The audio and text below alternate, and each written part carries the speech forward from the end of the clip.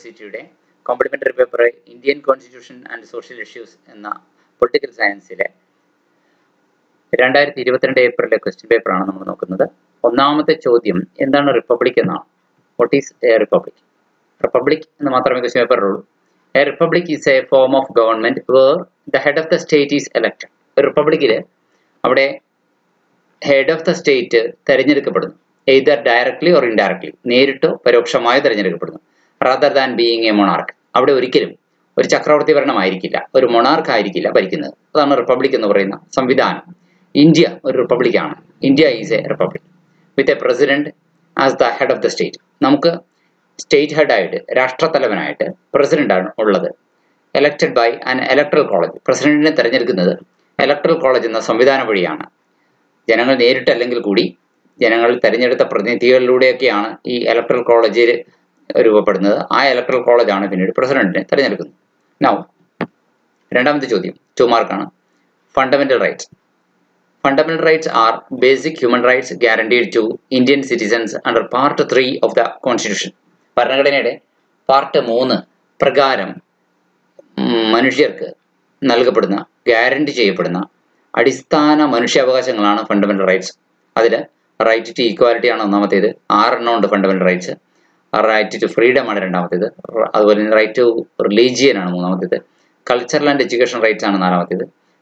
Right to seek constitutional remedies, ഭരണഘടനാപരമായ പരിഹാരങ്ങൾ തേടാനുള്ള അവകാശമാണ് അവസാനത്തെ 6ാമത്തെ മൗലിക അവകാശം എന്ന് പറയുന്നത്. So equality, freedom of religion 3 cultural and education rights,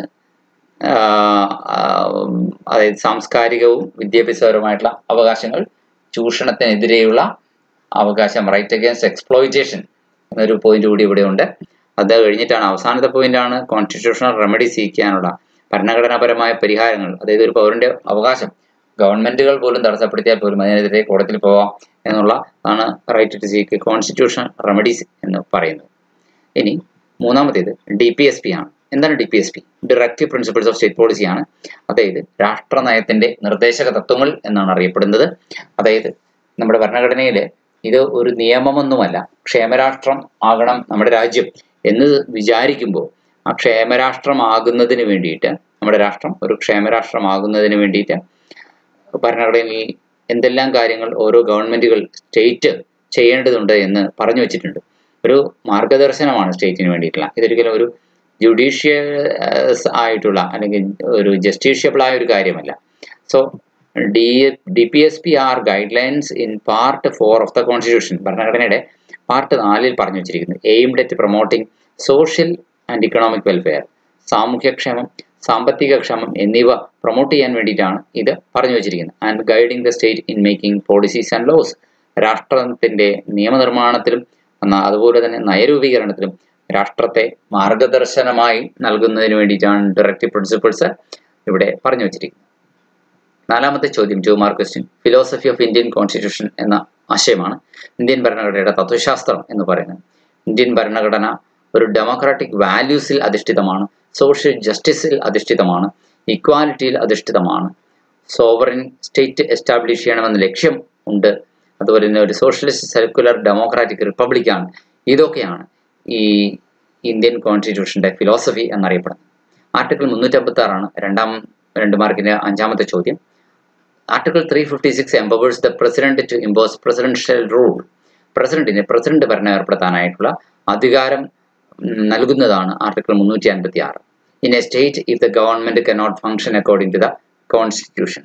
ഒരു സ്റ്റേറ്റിൽ അവിടുത്തെ ഗവൺമെന്റ് ഭരണഘടനാനുസൃതം പ്രവർത്തിക്കുന്നില്ല എന്ന് കണ്ടു കഴിഞ്ഞാലാണ് ആർട്ടിക്കിൾ 356 ഏർപ്പെടുത്താൻ കഴിയുന്നത്. ഇനി state the significance of 73rd and 74th amendment in Indian Constitution. ഇന്ത്യൻ ഭരണഘടനയിലെ 73ാമത്തേതും 74ാമത്തേതുമായ അമെൻമെന്റിന്റെ പ്രത്യേകത എന്തൊക്കെയാണ്? The 73rd and 74th amendments added Part 9 and Part 9A to the Constitution. അതായത് 73, 74 ഭരണഘടനാ ഭേദഗതികൾ പാർട്ട് 9ഉം പാർട്ട് 9A എന്ന രീതിയിലാണ് ഭരണഘടനയിൽ കൂട്ടിച്ചേർക്കപ്പെട്ടത്. മാൻഡേറ്റിംഗ് 3-tier പഞ്ചായത്തി രാജ് 73 ത്രിതല പഞ്ചായത്ത് രാജിന് മാൻഡേറ്റ് കൊടുക്കുന്നതും ആൻഡ് അർബൻ ലോക്കൽ ബോഡീസ് ആണ് 74. Promoting decentralisation and grass root democracy. ഇത് രണ്ടായാലും അധികാര വികേന്ദ്രീകരണവും താഴെത്തട്ടിലെ ഗ്രാസ് റൂട്ട് ഡെമോക്രസി അഥവാ ഏറ്റവും താഴെത്തട്ടിലേക്ക് ജനാധിപത്യം കൊണ്ടുവരുന്നതിൻ്റെ ഭാഗമായിട്ടാണ്. ഏഴാമത്തെ ചോദ്യം 2 മാർക്കിൽ ചോദിച്ചിരിക്കുന്നത് ഡിസെൻട്രലൈസേഷൻ എന്താണെന്നുള്ളതാണ്. അധികാര വികേന്ദ്രീകരണത്തെക്കുറിച്ച് തന്നെയാണ്. Decentralisation involves transferring power and decision making authority from central government to local governments. കേന്ദ്ര ഗവൺമെന്റിൽ നിന്ന് പ്രാദേശിക ഗവൺമെന്റുകളിലേക്ക് തീരുമാനമെടുക്കാനുള്ള അധികാരവും അതുപോലെ തന്നെ മറ്റ് അധികാരങ്ങളുമൊക്കെ കൈമാറുന്ന ഒരു ആശയത്തെയാണ് അധികാര വികേന്ദ്രീകരണം എന്നതുകൊണ്ട് ഉദ്ദേശിക്കുന്നത്. Promoting participatory governance and development. പങ്കാളിത്ത ഭരണവും അതുപോലെ തന്നെ വികാസവും ആ രീതിയിൽ കൊണ്ടുവരിക എന്നതാണ് അതിൻ്റെ ഉദ്ദേശം. എട്ടാമത്തെ ക്വസ്റ്റ്യൻ 2 മാർക്കിൻ്റെ പബ്ലിക് ഇൻട്രസ്റ്റ് ലിറ്റിഗേഷൻ എന്താണ്? പൊതു താല്പര്യ ഹർജി എന്താണ്? പിൽ എന്ന ഷോർട്ട് ഫോമിൽ പറയും. PIL is a legal tool allowing citizens to approach courts for justice. കോടതികളെ നീതിക്ക് വേണ്ടി സമീപിക്കുക എന്നതാണ് PIL എന്നതൊരു ലീഗൽ ടൂളാണ്. And protection of public interest. പൊതു താല്പര്യ സംരക്ഷണമാണ് ഇതുകൊണ്ട് ഉദ്ദേശിക്കുന്നത്. Promoting social justice and accountability. സാമൂഹ്യ നീതിയും അതുപോലെ തന്നെ അക്കൗണ്ടബിലിറ്റിയും പ്രൊമോട്ട് ചെയ്യുക എന്നതാണ് ഇതിൻ്റെ ഉദ്ദേശ്യം. ഇനി ജഡ്ജ് മെയ്ഡ് ലോസ്. എന്താണ് ജഡ്ജ് മെയ്ഡ് ലോസ്?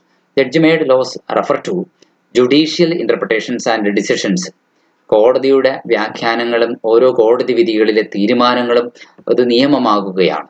ഓരോ കോടതികളിലെയും വിധികൾ, സുപ്രീം കോടതിയിലെ വിധികൾ, ഹൈക്കോടതികളിലെ വിധികൾ, ഇതെല്ലാം ജുഡീഷ്യൽ ഡിസിഷൻസ് ആണെങ്കിൽ കൂടി അത് ആ ജഡ്ജ് തീരുമാനിച്ചത് പ്രകാരം അത് നിയമമാവുകയാണ്. That create new legal principles.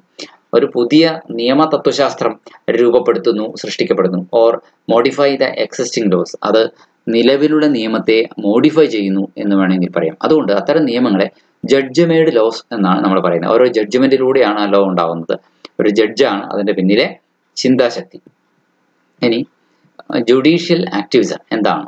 Judicial activism involves courts taking an active role in shaping laws and policies.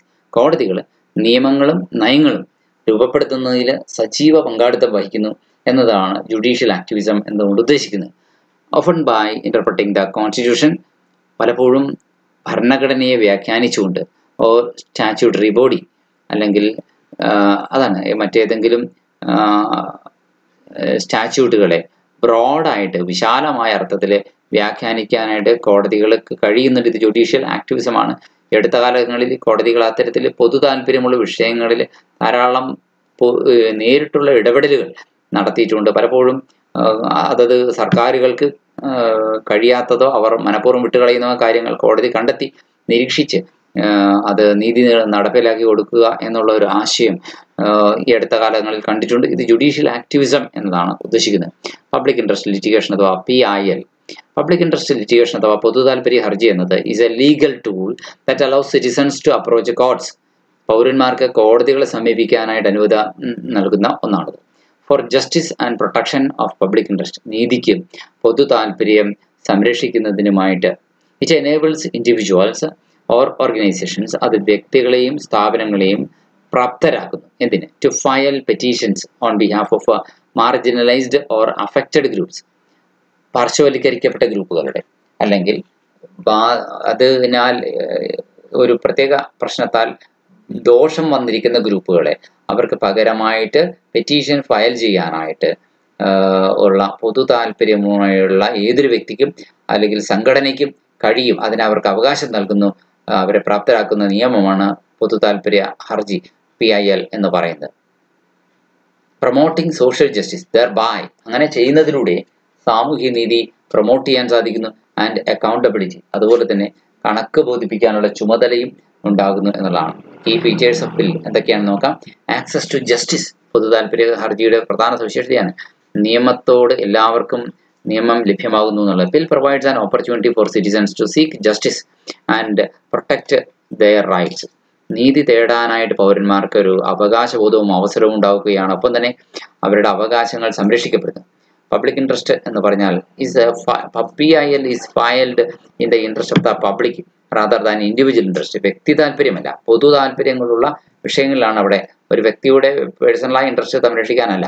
അതുപോലെ തന്നെ judicial activism. PIL or public interest litigation often involves judicial activism where courts can take active role in shaping laws or policies. പലപ്പോഴും അത്തരം കേസുകളിൽ കോടതികൾക്ക് active role, സജീവ role വഹിക്കാനായിട്ട് കഴിയും നിയമങ്ങളും നയങ്ങളും ഉണ്ടാക്കുന്ന കാര്യത്തിൽ.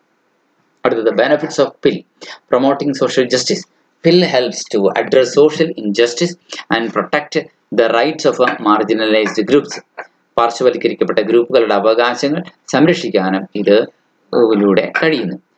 Then it holds government accountable. പൊതു താല്പര്യ ഹർജി ഗവൺമെന്റിനെ കൂടി ചുമതലാബോധമുള്ളവരാക്കുന്നു. Pill ensures that the government is accountable to citizens. Government പൗരന്മാരോട് ചുമതലാബോധമുള്ളവരാണ്, കണക്ക് ബോധിപ്പിക്കേണ്ടവരാണ് എന്നുകൂടി വരുത്തുന്നു. And acts in the public interest. എന്നിട്ട് പൊതു താല്പര്യത്തിനനുസരിച്ച് ഗവൺമെന്റ് പ്രവർത്തിക്കണം എന്നുകൂടെ ഓർമ്മപ്പെടുത്തുന്നു. It provides relief. Pill can provide relief to affected individuals or groups. ആ പ്രത്യേക പ്രശ്നം മൂലം ദോഷം വന്നിരിക്കുന്ന ആളുകൾക്കോ അല്ലെങ്കിൽ ഗ്രൂപ്പുകൾക്കോ അത് പരിഹാരം ഉണ്ടാക്കി കൊടുക്കുന്നു എന്നുള്ളതാണ്. പില്ലിന് എക്സാമ്പിൾ എന്തൊക്കെയാണ്? എൻവയോൺമെന്റൽ പ്രൊട്ടക്ഷൻ, പരിസ്ഥിതി സംരക്ഷണം. Pill have been filed to protect environmental problems such as stopping pollution or preserving natural resources. അതായത് പ്രകൃതി വിഭവങ്ങളെ സംരക്ഷിക്കുന്ന കാര്യത്തിലും മലിനീകരണം തടയുന്ന കാര്യത്തിലും പൊതു താല്പര്യ ഹർജികൾ ഒരുപാട് ഫയൽ ചെയ്തിട്ടുണ്ട്.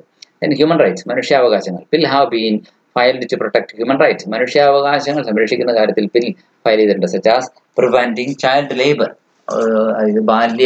ബാലന്മാരെ കൊണ്ട് ജോലി ചെയ്യിപ്പിക്കുന്ന ബാലവേല എന്ന് പറയുന്ന സംഭവത്തെ തടയുന്നതിന് വേണ്ടിയിട്ട് പൊതു താല്പര്യ ഹർജികൾ ഉണ്ടായിട്ടുണ്ട്. സ്ത്രീകളുടെ അവകാശങ്ങൾ സംരക്ഷിക്കുന്നതിന് വേണ്ടിയിട്ട് പൊതു താല്പര്യ ഹർജികൾ ഉണ്ടായിട്ടുണ്ട്. ഇതൊക്കെ ഉദാഹരണങ്ങളാണ്. Government accountability. Pill have been filed to hold the government accountable for its actions. Government അതിന്റെ പ്രവർത്തനങ്ങൾക്ക് കണക്ക് ബോധിപ്പിക്കാനുള്ള ചുമതലാബോധമുള്ളവരാക്കാനായിട്ടുള്ള സംവിധാനം. such as corruption or abuse of power. അഴിമതിക്കെതിരെ, അധികാര ദുർവിനിയോഗത്തിനെതിരെ ഒക്കെ ഇതുണ്ടായിട്ടുണ്ട്. ഇനി 12ാമത്തെ 2 മാർക്ക് ക്വസ്റ്റ്യൻ നോക്കാം. Communalism. Communalism refers to prioritizing religious or community interest. മതപരമായ താല്പര്യങ്ങൾ, അതുപോലെ തന്നെ സമുദായത്തിന്റെ താല്പര്യങ്ങൾ രാജ്യ താല്പര്യത്തെക്കാൾ മുകളിലായി കാണുന്ന സമീപനമാണ് വർഗീയവാദം എന്ന് പറയുന്നത്. അതെങ്ങനെയാണ്? Communalism refers to prioritising. എന്നാൽ പ്രയോറിറ്റൈസ് ചെയ്യുക, മുൻഗണന നൽകുക. Religious or community interest, religious interest അല്ലെങ്കിൽ കമ്മ്യൂണിറ്റി ഇൻട്രസ്റ്റിന് പ്രയോറിറ്റൈസ് ചെയ്യുക. എന്തിനേക്കാൾ? ഓവർ നാഷണൽ ഇൻട്രസ്റ്റ്, ദേശീയ താല്പര്യത്തെക്കാൾ. often leading to social tensions and conflicts. പലപ്പോഴും അങ്ങനെ വരുമ്പോൾ സാമൂഹിക സംഘർഷങ്ങളോ അല്ലെങ്കിൽ കലാപങ്ങളോ ഒക്കെ ഉണ്ടാകുന്നു എന്നാണ്. 13ാമത്തെ ചോദ്യം ഒബ്ജക്റ്റീവ് റെസൊല്യൂഷൻ. ഭരണഘടനയുമായി ബന്ധപ്പെട്ടുള്ള ഭരണഘടനാ നിർമ്മാണ സമിതിയുടെ ഭരണഘടനാ രൂപീകരണ വേളയുമായി ബന്ധപ്പെട്ടുള്ള ഒരു ചോദ്യമാണ് objective resolution. The objective resolution moved by Jawaharlal Nehru in 1946. 1946 അവസാനം ഡ്രാഫ്റ്റിംഗ് കമ്മിറ്റി ഭരണഘടനയൊക്കെ രൂപീകരിച്ചു. അത് ഒബ്ജക്റ്റീവ് റെസൊല്യൂഷൻ നെഹ്റു ആണ് അത് മുന്നോട്ട് വെച്ചത്. പ്രമേയം outlined the fundamental principles of Indian constitution. ആ നെഹ്റു 1946 മുന്നോട്ട് വെച്ച ആ ഭരണഘടനയുടെ ആ ഒബ്ജക്റ്റീവ് റെസൊല്യൂഷനിൽ എന്താണ് പറഞ്ഞിരുന്നത്? ഇന്ത്യൻ ഭരണഘടനയുടെ മൗലിക തത്വങ്ങൾ, അടിസ്ഥാന തത്വങ്ങൾ അതിൽ പറഞ്ഞു വെച്ചിരിക്കുന്നു. Including sovereignty, democracy and social justice, പരമാധികാരം, ജനാധിപത്യം, സാമൂഹ്യനീതി എന്നിങ്ങനെയുള്ള കാര്യങ്ങൾ. ഇനി 14ാമത്തെ ചോദ്യം fundamental duties of an Indian citizen. ഒരു ഇന്ത്യൻ പൗരന് 6 മൗലിക അവകാശങ്ങളുണ്ട്, ഫണ്ടമെന്റൽ റൈറ്റ്സ് ഉണ്ട് എന്ന് നമുക്കറിയാം. ഇതുപോലെ തന്നെ മൗലിക കടമകളുമുണ്ട്. പൗരൻ രാഷ്ട്രത്തിനോട് അങ്ങോട്ട് ചെയ്യേണ്ട കടമകളുണ്ട്. 51A എന്ന ആർട്ടിക്കിളിലാണ് ഇത് പറയുക. The fundamental duties added by the 42nd അമെൻമെന്റ് ഇൻ 1976. ഇന്ത്യക്ക് സ്വാതന്ത്ര്യം കിട്ടിയ സമയത്ത് ഒരു പൗരൻ രാഷ്ട്രത്തിനോട് അങ്ങോട്ട് ഒരു കടമ ചെയ്യണമെന്ന് പറഞ്ഞിരുന്നില്ല. എന്തുകൊണ്ട് പറഞ്ഞില്ല എന്ന് ചോദിച്ചു കഴിഞ്ഞാൽ, അന്ന് സ്വാതന്ത്ര്യം അത്ര കഷ്ടപ്പെട്ടാണ് കിട്ടിയത്. ഓരോ പൗരന്മാരും രാഷ്ട്രത്തോടുള്ള തങ്ങളുടെ കടമകൾ ചെയ്തോടും എന്ന് സ്വാഭാവികമായി വിശ്വസിക്കപ്പെട്ടു പോകുന്നു. പക്ഷേ പിന്നീടുണ്ടായ പല പ്രശ്നങ്ങളിലും മനസ്സിലായി രാഷ്ട്രത്തിലെ പൗരന് കടമ എന്താണെന്ന് പറഞ്ഞു കൊടുക്കേണ്ടതുണ്ട് എന്ന്. അങ്ങനെ 1976 42ാം ഭരണഘടനാ ഭേദഗതിയിലൂടെ മൗലിക കടമകൾ എന്തൊക്കെയാണെന്ന് ഔട്ട്ലൈൻ ചെയ്തു കൊടുത്തു. It outline the moral and civic responsibilities of Indian citizens. ധാർമ്മിക ചുമതലകളാണ്, സിവിക് ഉത്തരവാദിത്തങ്ങളാണ് ഇന്ത്യൻ പൗരൻ നിർവഹിക്കേണ്ടതാണ്.